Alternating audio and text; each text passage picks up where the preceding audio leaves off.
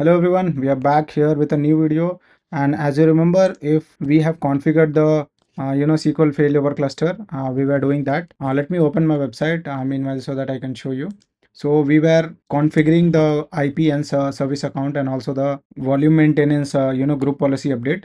So we were looking at this particular document as you can see, and until this particular series we have configured till here, and in our last step I think so until 10 we have configured that. And the next video, as I told, we are going to proceed further with our SQL Server failover installation, which is our 11th step. Okay, now here I can as you can see that complete we have 12 steps, but the videos will be around 13 or 14. The reason being is simple. Like suppose if somebody want to install a named instance, okay, so for that I have created a separate document and video as well. Even you can watch that as well. Okay, there is no difference at all. Okay, the difference is only in connectivity, the process, and all the features what we see in our default instance, the same will be for named instance as well. But organization mostly prefer named on instance because they will be installing other services on part of SQL. Okay, so in this scenario, as I told, we'll be installing SSAS as well in upcoming videos, but I don't want to mix everything up. So what I will do is I will create a separate video with SQL and SSAS that you can watch, but this particular series is just for SQL. So we'll proceed with SQL. Once the failover cluster installation is done, I will show you for SSAS standalone. Then if you want, I can create for both, okay, at a time. Okay, let's get back to our this article. So install SQL Server on node 1. So let me open this and you can see here. So to install SQL, I have given the explanation that what I am going to do with the default and named. So currently I will be installing the default instance. Okay. So first thing what we have to do is download SQL Server from this Microsoft website. So you can just go here. Let me download this quickly. As you can see here, SQL Server on-prem, you have to click on download. And once you hit download, it will ask you to register. So you can give any name. It is not mandatory, as you can see. So randomly, if you give some name, and if I hit download now it will download the setup file as you can see here. So click on this exe download, and this is 4.1 MB file. I will put this in my drive as well if you want to directly open this. So let me minimize this domain controller. On first, let me show you what you have to do. Click on download, double click on this. Okay, make sure you are not going to install anything because it is a SQL failover cluster. So I'll show you how to do that. So first you have to download the media. Everything will be by default selected. Choose the location where you want to download this particular media and hit download. Okay, once you hit download, the download will start. As you can see, it is pretty much fast because of my internet connectivity. But I already have the ISO file. Once it is downloaded, let me cancel this. I'll show you how it looks. Okay, let me cancel and delete this. So this is the file which just now we have downloaded, and this is how it looks. Okay, but as I told, I already have one in my shared drive, as you can see. So I will be using this particular ISO file to install MySQL 22 developer edition. Okay, so developer edition has all the features. So once you download the ISO, you will get that particular option to make use of developer edition. Okay, so once the downloadation is done, you have to come back to your SQL node 1. As I told, we'll start with node 1, and let me open and check that my failover cluster is running. And as you can see, volume 1 is accessible, volume 2 is accessible, volume 3 is accessible, because as I told, if you have watched our previous video, we have created volume 1 for data, and volume 2 for temp, and volume 3 for log, which we are going to make use of it in the SQL failover cluster installation. We'll show you that within a minute. Okay, and we'll be creating folders, as I told. We'll show you that as well. Let me go back to my document and let's see. Once the downloadation is done, we have to, as you can see, download media, everything is proper. Now we have to run the setup file, new failover cluster installation. And if you scroll down a bit, okay, what I'll do is I'll just try to install, and then I will show you what I'm trying to say here. Everything is perfect and fine. Let me open the drive where my SQL is stored. So this is the one. You have to just double click on this and you have to mount it. Hit open, and once this is done, it will mount on your SQL machine, the first machine. So currently I'm focusing on first machine. So as you remember in our video that I was showing that SQL will host my failover cluster SQL. So what it does is, suppose if something goes wrong to this machine, it will move back to SQL FCI, and suppose if it is on and if you want to move back to SQL way, it will move here. Okay, that's how I'm going to do For SQL A and SQL AB FCI, I'm going to install default instance. Okay, so I'll make failover cluster for SQL A and SQL FCI, and SQL B and SQL AB FCI, I'm going to install named instance. Okay, for SQL, I'll show you that. Okay, but in the article, as I told, until 12 you can watch. So depending on the requirement, either you want default, you can watch that. Either you want named instance, you can watch that as well. Okay, let me open the setup file now. The setup has been started, and you have to click on installation. Okay, on server A node, so focus on that, and you have to click new SQL failover cluster installation. Okay, launch a wizard to install a SQL single node SQL server failover cluster, and I will hit OK to proceed further with our installation. So if you look at our document, this is what I have mentioned. I will talk about this configuration later, as you can see. So you can follow this article as I have told. It will be pretty much handy for you to follow this particular document. And you have any suggestions, please feel free to comment down below. The setup has been started, and as I told, we have to go with the developer edition. Okay, and you have to hit next. What I can do is I can just maximize this particular window, so that you can see it clearly a bit. Or let me maximize this VM as well. As you can see, it is SQL A now. Let me put this right and proceed. Okay, so you have to accept the terms and condition. You should hit next. Let me like, it is checking for the progress and everything, global rules. It is done, so you can leave that particular thing default. No need to check. If you want, you can check. It is not going to impact. It's just that I don't want to check for product update. As you can see, everything looks pretty good. There is no failure or error. If there is some sort of error, you can't hit next, so make sure you fix that particular thing, or you can just click on view detailed report. If you find some sort of error, hit next. And once this is done, as you can see, install failover cluster. So currently we have I'm going to show you just for database. For analysis services, it doesn't function similar to database, so I'm not going to show you that in this particular video, but we'll have a separate video, as I told, where I will be installing analysis services on top of this SQL, so that you will get an idea, which generally most of the organization do. But I just want to, as I told, I don't want to confuse you people. So just select this, okay, database engine services, and hit next. Don't worry about that installation root directory and future directory. Forget about that for time being. So once we are here, okay, the first thing here, you have to make sure that you give a name to this SQL server network name, so that whenever you try to connect to this SQL, okay, the failover cluster SQL, it is going to connect. The reason is, suppose if the SQL, if you install on a standalone VM, okay, as a default instance, if you put that particular name, in my case it is SQL V, it will directly connect. Okay, but as you know, when we are having a cluster, the cluster SQL will be moving from one server to another server. So suppose if server A goes down, so SQL A goes down, it will move to my second server, which is SQL B or SQL ABFCI. So the name, you should make sure that we have a name which is flexible and easy enough to understand that we are connecting to SQL server network name. Okay, it is not going to, if you try to put in the server name, it is not going to take. So we should just create one new. So what it does is, it will just register a DNS record. Okay, and then whenever you try to connect to the SQL using that particular SQL server name instance, it will connect to the database. Okay, so let me give one name. So I'll put it as SQL ADB. Okay, now make sure that whatever name you give here, it should not match with your VM name, okay, or host name. Anyhow, it is going to throw you an error. But in my scenario, I am putting this SQL way, so that I should be aware that I am doing this for named instance, sorry, default instance, and that other server I will be going to do for our multi-dimensional, I mean to say, the named instance. Okay, but as per your organization need, you have to make the changes here. You should never put this server name. Okay, the server name, you can see here, right?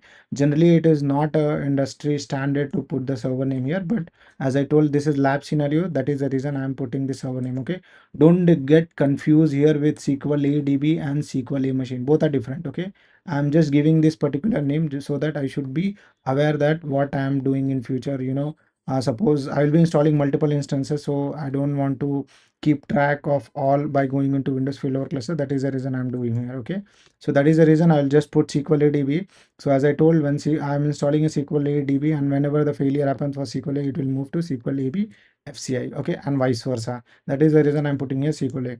So this is my cluster name. I'll be using this cluster name to connect from SSMS or client anywhere. Okay, it's not only SSMS, any client tool to create report, or you're accessing outside the network, anything. Okay, so this will be default instance, as I told. So default instance, the name will be MS SQL Server. Okay, everything looks pretty good. Let me hit next. Once you hit next, this page will be there, so we have nothing to do here. Just hit next. And once this is done, as you can see, we have three different drives. As I told, we can't install anything in the quorum, so we have data disk, log disk, and temp disk, and this is being recognized, from our this particular Windows failover disk storage. As you can see, quorum, log, and data.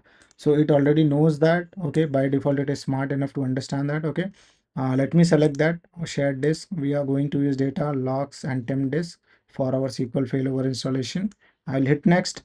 And as I told, we have to specify a IP here. So if you are not specifying the IP, by default it takes, it doesn't take, I mean to say, but the DSCP will assign one particular IP, because this cluster name registration will be done in DNS, so it will automatically register one. Okay, but I want to manually put it. So what I have to do, I have to check this, and here I will put the IP which I want to give to my cluster name, and you can use this IP as well to connect to SQL instance. Okay, that is the reason. So make sure you have the IP which is part of this subnet. Okay, let me hit next. Let me see if it takes. Okay, well and good. So as you remember, in our last video we have created, previous to this video, we have created SQL agent and SQL server database engine. If you have not created, go and create one. Let me show you that as well. So these are the account which we have created. One is our SQL server account, SQL service agent, and one is our SQL database service account. Okay, so let me open my domain controller, and here if I minimize this particular thing, and if I take you to my users and computer, and here you can see that I have created SQL agent service and SQL service agent. So I will be using this particular both the accounts as a service account for this SQL failover cluster, and that is mandatory. You can't proceed further without that. So let me get the name for this. So this is our SQL agent, and let me go back to my SQL A where the installation is happening. So I'll just hit browse. You can browse as well.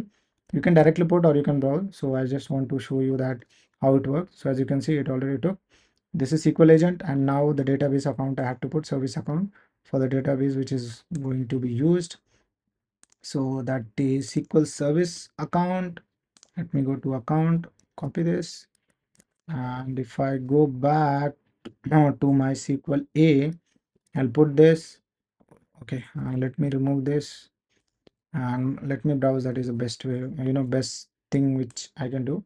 Okay, this is done. Now I have to specify the password for both the accounts. Let me specify the password. So you can just grant, perform, volume, maintenance, tasks, privilege to SQL Server database engine. Okay, if you want to know more about this, you can just click here. Once this is done, you have to focus on this page. Okay, in this page we are going to see all this max DPU, memory, file stream, data stream, and server configuration. Okay, so here what we have to do is, first we have to enable Windows authentication and SQL Server authentication. I will highly recommend you to do this just for testing purpose. Later you can disable the SC account. Most of the organization doesn't use that, okay, due to security concern. But as I told, due to some problem or issues, I have seen that most of the time the Windows authentication doesn't work because of domain level permissions or some other thing. That is the reason you can temporarily enable this.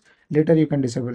Okay, let me put the password for this, and also I will add my current user and also the group. Okay, the group which we have created, and I think so it is SQL admin group or SQL service group. Okay, the group is not coming, I think so, something. Yeah, okay, group is selected. I'm not sure what is the group name. I think so it is DBA if I'm not wrong. Let me search again. Yeah, it is DBA admins.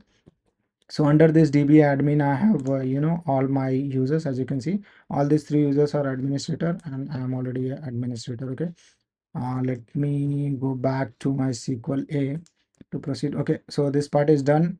Now the main thing which you have to focus here is data directory. Okay, the disk which we have created here, if you could see here, let me take you there. So most of the time what will happen is people will directly install in volume 1, volume 2, volume 3, which is not a problem. Absolutely you can install, there is no problem at all. That is the reason we have created multiple volumes or disk for this. But I generally prefer creating a folder under this, so that we can segregate the SQL servers. So as I told, I'll be making use of the same volume to install my named instance as well, if as a lab scenario, but in your case it is not required. So I'll show you what you have to do is, as you can see, it is all the let me put this aside so that I can show you that. Okay, so as you can see here, all the particular this drives, volume 1, the root directory is volume 1, the user database directory is volume 1, everything is volume 1, but we don't want this. So what we'll do is, we'll create multiple folders in this based on the files or metadata which we are going to store. So as you remember, for our volume 1, we have created volume 1 for our data drive. So I'll just create one folder which is called data, to make sure that we are storing all the SQL data, SQL DB data here. Okay, so I will create this kind of folder here. So this is the first folder. In volume 2 we are going to store our logs, and then in volume 3 we are going to store our temp data. Okay, so that is the reason if I put paste here, and now I have to change this. Okay, let me check, go to this, and temp disk is our cluster 3. Okay, cluster 3 is our volume 3 is our temp disk. It doesn't matter, just for you can use any name, any naming convention, it is not going to matter at all. Just for as I told that I want to keep everything in a place, and I want to see the glance of SQL Server failover cluster. So whenever I open this particular folder, I should understand that what I have done on this each folders. Okay, but as I told, you can directly install, but make sure that whatever you are doing, you understand the things and make use of it. Okay, so I will rename this. Volume 2 is our for logs, so I'll just name this as well, which is logs. And once the renaming thing is done, you have to go back, and what you have to do is, you have to copy this particular name, okay, for data. Okay, make sure you copy for the data folder. As you can see, volume 1 was for our data, and you have to put it here. Okay, sorry about that. Yeah, this is the folder we created, and I will put here.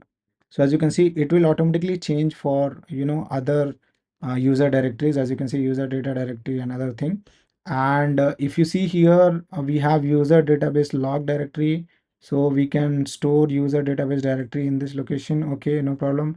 But the log directory, we have to change this particular log directory. As you remember, we have created one more volume for our log directory. Let me go back to my volume 2, and this is our log directory, log for sqlab. So I'll just copy this and I will put it here.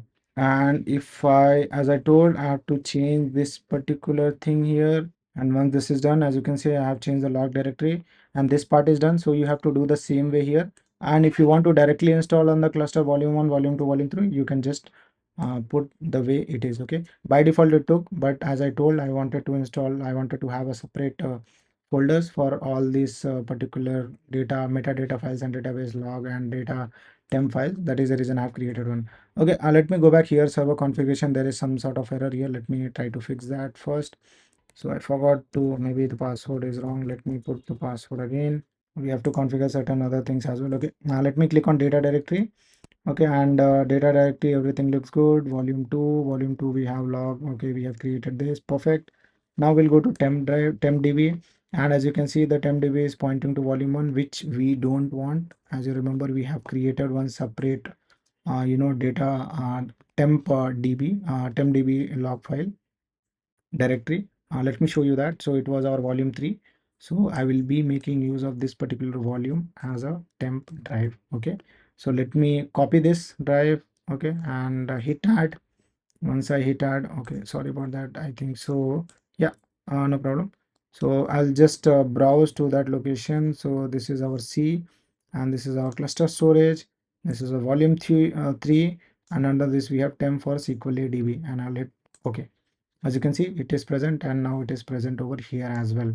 So this is how you have to put the temp.db. Okay, once this is done, now you have to focus on this particular thing, temp.db data files, which is temp.db mdf and temp.db msql.ndf. Okay, and if I try to Google this particular, temp.db data files for SQL failover cluster, let me show you that as well. Let me minimize this. You have to look for tempdb data files for best practices, and if you Google it, as you can see, we have house of bricks. You can check that out, that document as well, but we are really focusing on this tempdb database for the Microsoft document. Let me scroll down a bit, and it is applicable for SQL Server, SQL Fabric. Okay.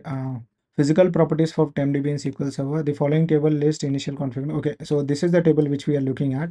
And if I go back to our installation, we have see primary data, which is our tempdb.mdf, which we saw. Secondary data, which is our tempdb msql.ndf, and the third is log, which is tempdb.mdf. And as you can see, initial size is 8 MB, 8 MB and 8 MB, and auto growth by 64 MB, which we saw. And all tempdb data files should always have the same initial size and growth parameter. Okay, so let's go back here. So as you can see here in my SQL failover cluster installation, we have number of files as 4, which is automatically detected by whenever we install this cluster. The SQL server is smart enough to understand this particular thing. And initial size is 8 MB, as we saw in the document. Auto growth until 64 MB. Okay, and data directory, this is the data directory. Now as you can see, we have number of files. So how this particular number of files has been decided? Okay, so what you have to do is, it is decided based on your number of logical processors which are available on this particular VM. Okay, so what I will do is, I will show you that as well. As you can see, this is my SQL A. Let's see if we could get the logical processors for this. Okay, number of files. So right click task manager, and let me open this performance. If we could get something here. Okay, so here as you can see, it has virtual processors, and it is 4, and that is the reason automatically it has took this particular 4. So this SQL failover cluster installation understood that, and it is already taking 4. Okay, but as per the document, what I'll put the document also in the chat window and also in my website. Now if we look at this particular document which we were looking at, as you can see here, the tempdb and model database, as you can see, primary and secondary. Okay, it starts already, we saw that, but as you can, if you scroll down a bit, you will find this number of tempdb data files which is required. So depending on the version of database engine, it is its configuration and the workload. The recommended total number of data files depends on the number of logical processors on the machine. Okay, so what they are saying is, whatever the data files which we are seeing there, okay, it totally depends on the logical processors which we are going to install our SQL failover cluster. Okay, and if the number of logical processor is less or 8, okay, is less than or 8, use the same number of data files. Logical processors numbers are increasing than 8, then we can use this particular 8 data files. So what does it means the first point says that if it is less than 8, use the same logical processors, sorry, use the same data files which are there for the logical processor. We'll see that within a minute. And the last, contention decreases to acceptable level or make changes to the workload.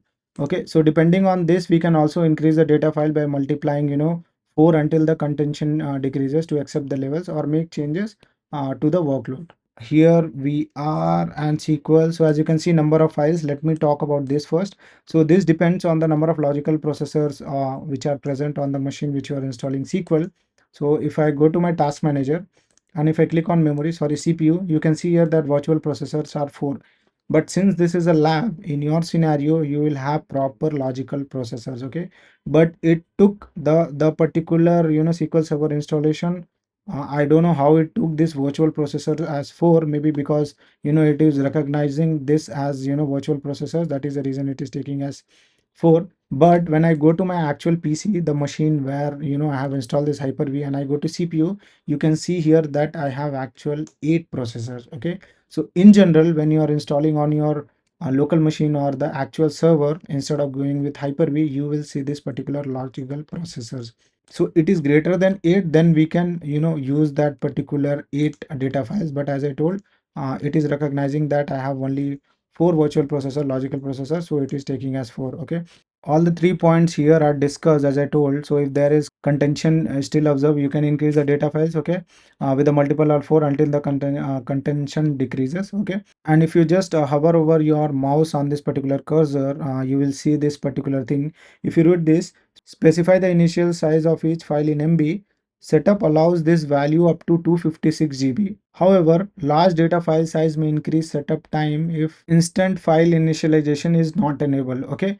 So if it is not enabled, then it is going to impact. Otherwise, I will put this document as well, how we can specify this particular, the initialization number based on the number of logical processor and number of files. But for time being, we can just put it default. And also, I'll try to make video on this particular initialization is not enabled. So how what does it mean, or how it affect this particular SQL Server? And auto growth, you can put it until 64, and you can leave it default.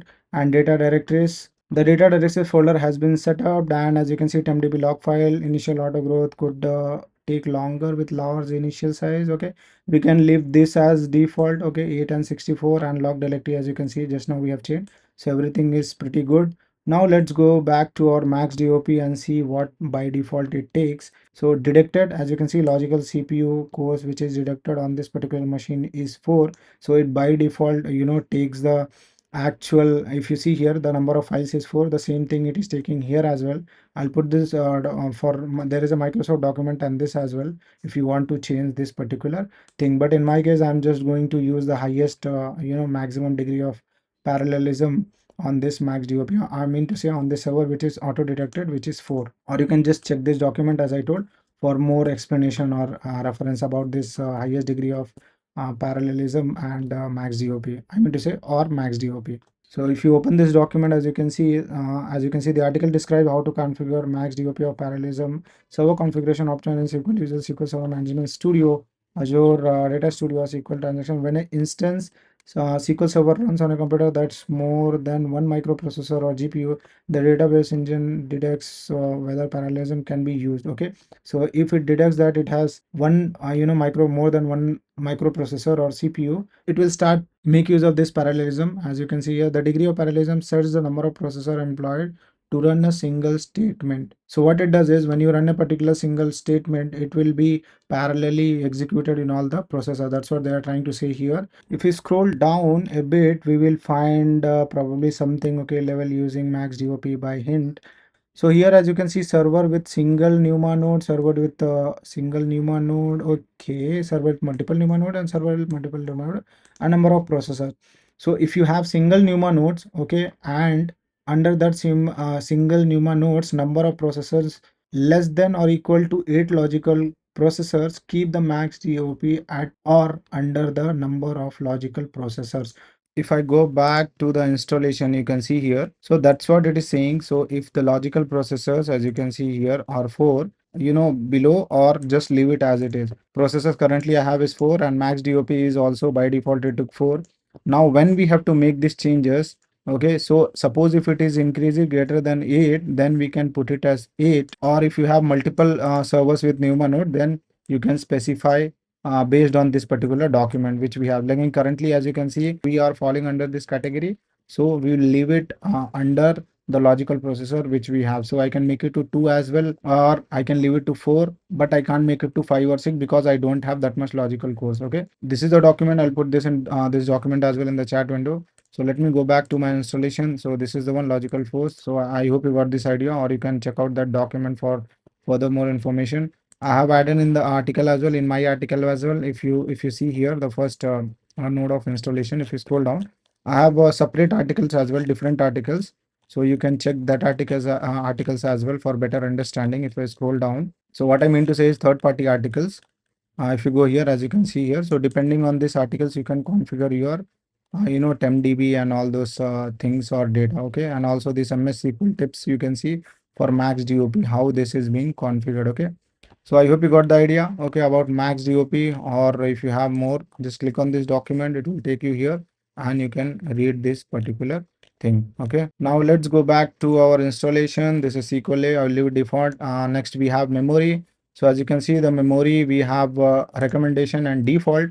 So if you are trying to install just SQL Server on this particular machine, you are not going to run any other services, then you can go with this particular default instance. Okay, so I mean to say the default setting will I'll tell you that about this. I'll explain you. So what it does is it will utilize the complete memory of your machine, not the complete. I'll open this document and I'll show you.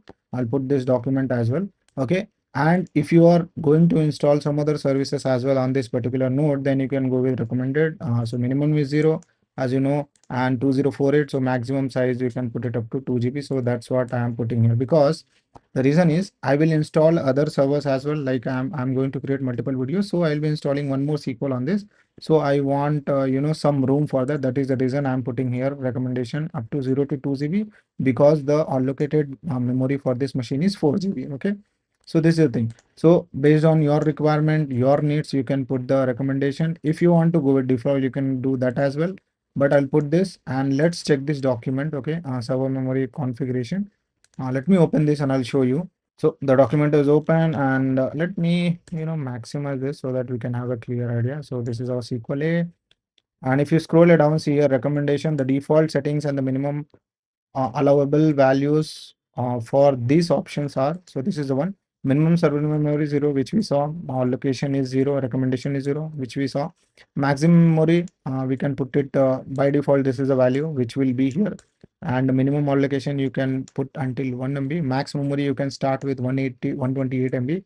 But this if you see the recommendation here, okay, 75% of the available memory not consumed by other processes, including other instance. Okay, so what does it says is, when you put the recommendation method, in our case this is a recommendation was, and if you put 2048, okay, recommended some memory you have put here, okay, then what it will do is 75% of that particular memory will not get consumed by other processors, including this other instances. So what it is saying is 75% of the memory will not be consumed by the instances. Okay, and we have certain including this thing as well. If I go back here, as you can see, for more details recommendation, see max server memory, you can check out this document, and including other services. So if I click on this, as you can see, you will have multiple instances of SQL Server. As I told that I am going to install multiple, that is the reason I am putting 1 to 2 GB. As you can see, minimum 1 to 2 GB. You can read this complete document, so that you will understand how to put this max memory or minimum memory or max memory or server. So you can do after the installation as well, but as I told, so after the installation you can run this query as I told. Okay, let me go back to the installation. So as I told, we can I can go with recommendation, but depending on what VM memory you have, you can just select that. Okay, or you can go with default one as well. Okay, so default it can go up to 2147. You can convert this to, okay, so you can just check this as well. And later we have to check this, click here to accept the recommendation memory configuration for SQL Server Database Engine. Okay, so once we check this, our part is done, we can hit next. But here there is one more catch here, I forgot to tell you that. So you remember, whenever we try to install the edition, like we have evaluation, we have standard and enterprise. So all these three edition of Microsoft support different memory consumption. So that also play a vital role in this memory settings. What I mean to say is, suppose if you have 200 GB of memory on this machine, and you put here maximum memory up to 200 GB. Okay, but you are using standard edition. So standard edition, suppose if it is taking 100 GB only, then this putting this 200 GB of memory is waste, because it is not going to utilize that. Okay, let me get the actual detail about that, SQL additions and their feature supported things. Okay, addition 2019. So this is 2019. Okay, so I'm using 2022. Let me open this. And if you scroll down, we'll see what are the, okay, we have other versions as well, enterprise, and we have standard, web, and standard developer also we have. So all this version, sorry, I just talk about enterprise standard. Most of the time they will use that. And if you scroll here, as you can see, scale limit we have. And here is the thing which you have to look at this document to understand. Okay, maximum compute capacity used by single instance SQL Server database for enterprise operating system maximum. Okay, the computer, whatever for the machine it is, that much it will get utilized. But for the standard one, you can say it is limited to lesser or 4 socket or 24 cores. So that is the reason you have to check this document before configuring, the max DOP, the temp DBs, and also memory. Okay. So express and web, you can see this document, and the thing which I was talking about is the memory. If you see here, maximum memory for buffer pool. So okay, we can ignore this. Maximum memory for column store segment cache and per instance for SQL. So as I told, it is operating system maximum. It is unlimited memory. It is unlimited memory. And as you can see, for standards, we have limitation now. That is 128 GB, 32 GB, and 32 GB. So depending on what you are going to use the license, that also play a vital role when it comes to configuration of those settings which we were looking at. Okay, so you should make sure that you're going to see this document, and also this document will give for reporting services as well, analysis services as well, and database engine as well. I'll put this document as well. You can check out, or you can just directly search, the way I did. Let's go back to installation. I think so everything is pretty good. You understood everything. Let's hit next. And we have file stream, so we are not going to talk about that. We'll see that in another video. That is, we are not going to use, that is the reason. So I think so until here everything is clear and good. We have configured everything. The volumes are correct. Volume 1 data SQL B, sorry, SQL A. Okay, log we have, and the log is going to 2, and we have temp. Let's see the temp one, where we have the temp one. Okay, it's yesterday's temp. Okay, everything looks perfect. The domain, DBS, administration permission has been given. Everything is good. Network I have given 50, as you know. Now let's hit install. Okay, and meanwhile it is installing. Once the installation is succeeded, we have to install one more thing to connect and check the SSAS or SQL connectivity or database, which is called SSMS. So I'll put this link as well in the document. You can check that, or you can just hit new tab and look for SSMS. It will take you to this page. You have to scroll down, and the latest one which you have is download SQL management 20.21. So download this. Okay, once you download, we have to install in our server machine. Okay, let me minimize this as well.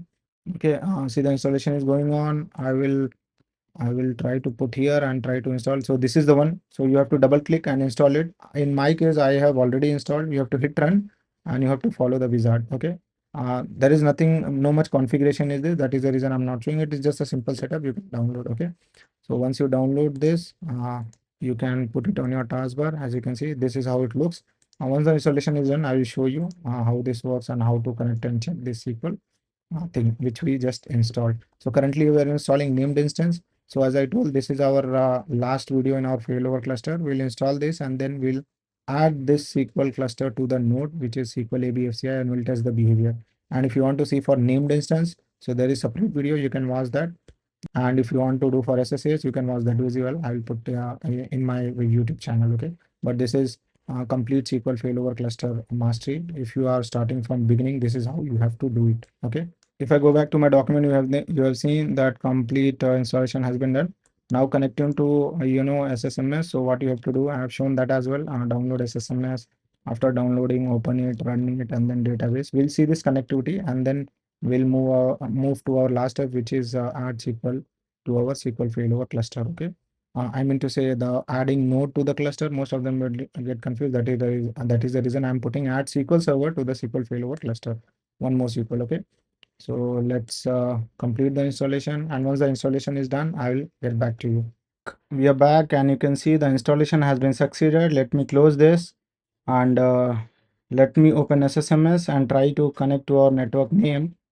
So I hope that you have already installed this, and before connecting, let me open this particular Windows failover cluster and explain you a bit what has happened until now. So as you can see, this is my Windows failover cluster, and if I hit under roles, you can find this particular default instance. Okay, please ignore this particular instance for now. Okay, the time you are watching this video, it should not be there. Okay, the reason why it is here is I have recorded the videos. Okay, and later while editing, I came to know that my mic was mute and there was some other problem. That is the reason for the first SQL failover cluster installation, which is default instance, it was not working. So I have uninstalled everything, and second time I am installing. But if you are following this video from starting, please ignore the second thing, because this second we are going to see in our named instance cluster installation, which is an additional step, additional video which I have put in this SQL series, which is not required. Okay, focus on the first one. Okay, in your case the first one will be there, and for the first one, as I told, this is a default instance and the client access name is sqlbi. So to connect from SSMS, we can't use node, the cluster node you can see, right? You can't use this particular node name to connect, so we have to use the client access name or IP. I will connect both and I will show you within a minute. So this is my SSMS, so I will hit connect and database. So once you, what you will do, once you open SSMS, by default it will show you the name, but if in case if it is not showing, just put the client access name here, as you can see here. Okay, let's do trust server certificate and connect, and this will connect to the instance, as you can see here. This is the first way to connect. Second way to connect to this SQL instance is by adding IP. So IP, if you remember, I have given 50. If you're not aware, go here, you can see this particular IP, and if I go here and trust your certificate next, and it will connect to the SQL instance. Meanwhile it is connecting. Let me open configuration manager as well and I'll show you what has happened there. Okay, connectivity and everything looks pretty fine, and okay, let it connect, and you can see the same thing I have connected twice. Okay, the SQL ADB with IP and directly this. Okay, and the version and everything is same, and the admin also same. So this is the thing. Let me open configuration manager. If you look for configuration manager, we can see that we have a SQL browser, we have SQL agent and SQL server agent and browser and server. So all this thing was got installed during the installation process, and this is a service account which we have given. Now if you notice here, the start mode is manual. Okay, don't make any changes here. The reason I will tell you.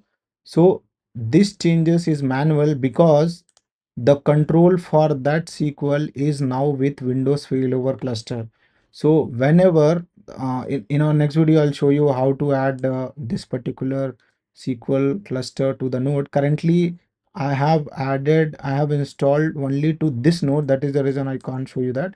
But suppose if the failure happens, so Windows server will understand that immediately there is some problem with the node 2 or node 3, and it will switch back to the next available node. That is the reason that thing is manual. Don't make any changes here. Okay, if there is some problem starting the cluster or something error is showing here down, then you can manually come and start here, but don't change this. Okay, because this it will be taken care by our Windows failover cluster.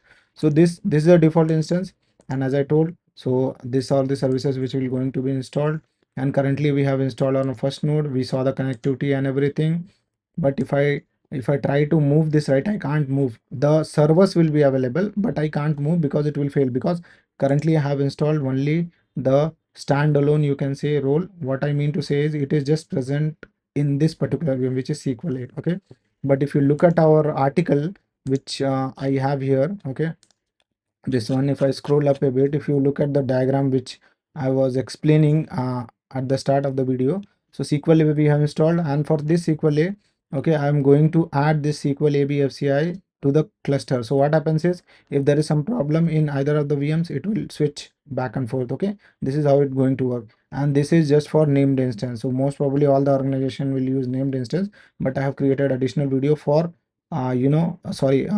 so this organization uses default. I mean to say, this video I am going to create an additional video just for named instance, if in case you want to know how this works. Okay, but installation and everything is similar. Let's not go back there. So this is the named instance. As I told, there was some problem, you can ignore that for time being. So default instance, it got installed.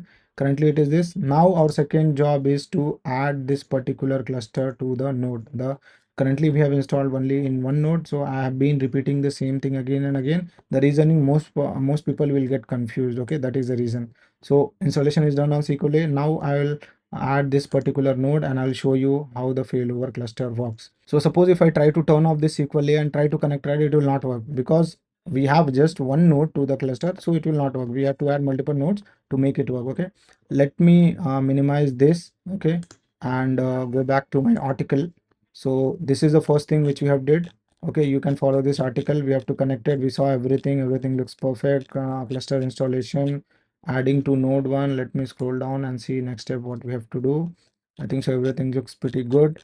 And the next step is our adding to SQL failover cluster, the node 2, which is in our case SQL ABFCI, if you see this particular diagram. So we'll add this node to the SQL failover cluster in our next video, because I don't want to make this video large.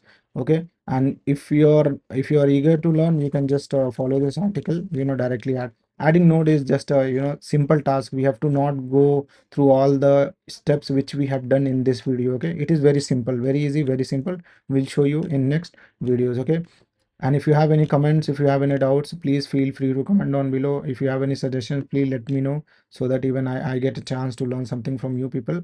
Please subscribe to my channel, hit that bell icon for later future updates, and bookmark this SQL failover cluster series if you are not aware. Okay, so we'll see you in next upcoming videos in our SQL failover cluster series.